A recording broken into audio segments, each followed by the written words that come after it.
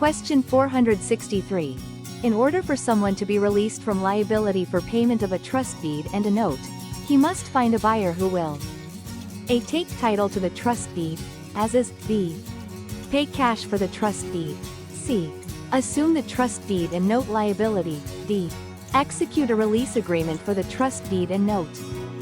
Correct answer is C. Assume the trust deed and note liability. While other actions occur during a property transfer, they don't inherently release the original borrower from their loan obligations.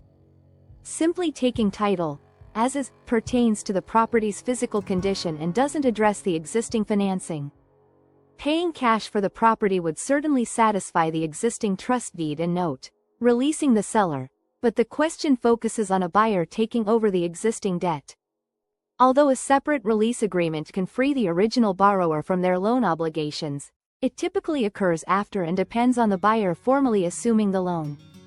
Therefore, the buyer's assumption of the loan liability is the primary and essential step in transferring that financial responsibility.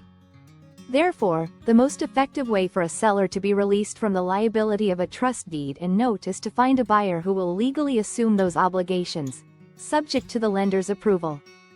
This transfer of liability, where the buyer becomes the primary debtor, is the key to potentially freeing the original borrower from their ongoing financial responsibilities associated with the loan.